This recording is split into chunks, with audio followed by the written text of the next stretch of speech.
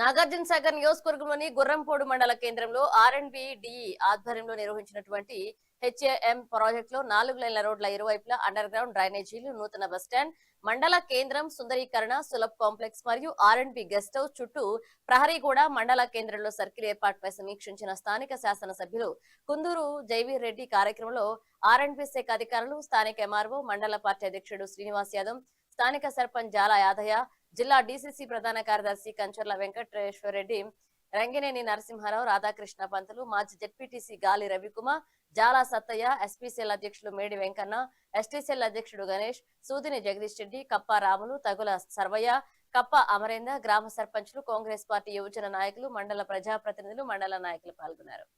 నిర్మించి మీ అందరికీ అభివృద్ధి అంటే ఏందో మొట్టమొదటిసారిగా చూపించిన వ్యక్తి జానారెడ్డి గారిని మీరందరూ.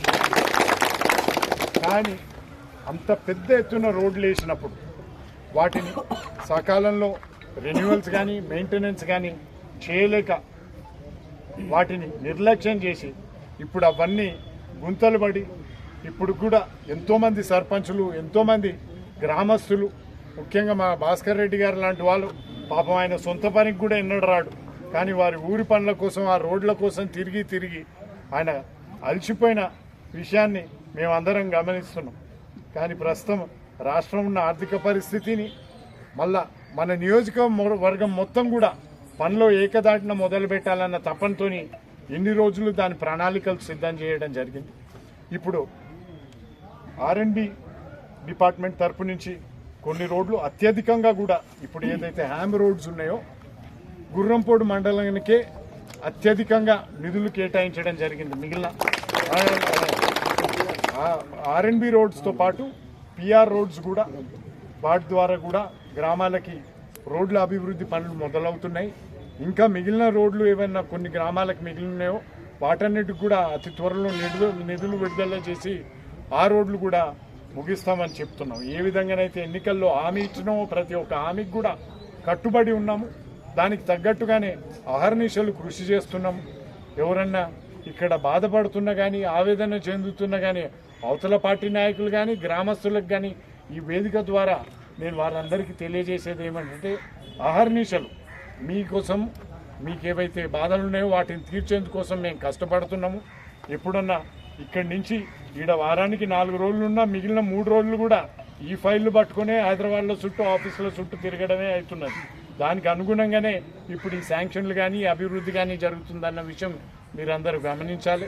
ఇప్పుడు మనం ఎన్నికల హామీలో సర్పంచ్ గారి ఎన్నికల్లో హామీలు ఇచ్చినాము, మా ఎన్నికలకి ఎంపీ గారి ఎన్నికల్లో ఇచ్చిన ముఖ్యమైన హామీ ఏదైతే ఉన్నదో గుర్రంపోడు మండల కేంద్రంలో వానలు పడి ఏదైతే మన వీధులు వాటి నీళ్లు వచ్చి వాటి జలమయం అవుతున్నాయో వాటికి శాశ్వత పరిష్కారం అందించేందుకు 2 వైపులా 1 మీటర్ చొప్పున డ్రైనేజీలు నిర్మించి అదేవిధంగా కొత్త రోడ్డుని కొత్త జంక్షన్ని అభివృద్ధి చేసి ఎక్కడైతే తిప్పర్తిలో మంత్రి కోమటిరెడ్డి గారు ఏ విధంగానైతే సర్కిల్ డెవలప్ చేస్తున్నారో దానికి పోటీగా మనం కూడా మన గుర్రంపోడు సర్కిల్ని డెవలప్ చేసుకుంటాం. సుందరంగా మన మండల కేంద్రాన్ని అభివృద్ధి చేసుకుంటాం.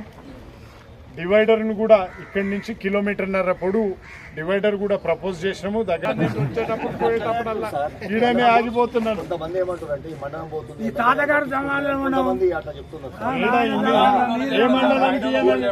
ఏ మండలానికి ఏనని పైసలు కూడా పెడుతున్నాం అంటే చిత్తశుద్ధి. ఈ విధంగా ఓట్లు దండుకునే ప్రయత్నం కానీ ఓట్ల కోసం ఇచ్చే హామీలు దాని తర్వాత మర్చిపోయే బుద్ధి మాకు లేదు.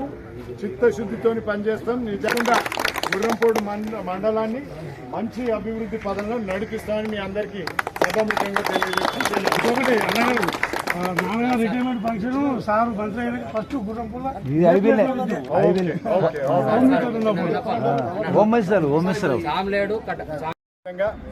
మండల కేంద్రంలో ఉన్నటువంటి ఏదైతే బస్ స్టాండ్ ఉందో దాన్ని అభివృద్ధి చేసుకునేందుకు అక్కడున్న షాపులను తొలగించి ఆర్ఎండ్బి గెస్ట్ హౌస్ గోడని 20 ఫీట్ల వెనకాలకి జరిపి వారికి మళ్ళీ తిరిగి జీవనోపాధి కల్పించేందుకు వారికి అక్కడ షాప్స్ కూడా ఇచ్చేందుకు మేము నిర్ణయం తీసుకోవడం జరిగింది.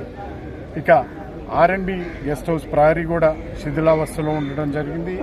దాని ఇక్కడున్న ప్రాంగణాన్నంతా శుద్ధి చేసి 50 మీటర్ల ప్రహరీ గోడ కూడా నూతనంగా నిర్మించడం జరుగుతుంది.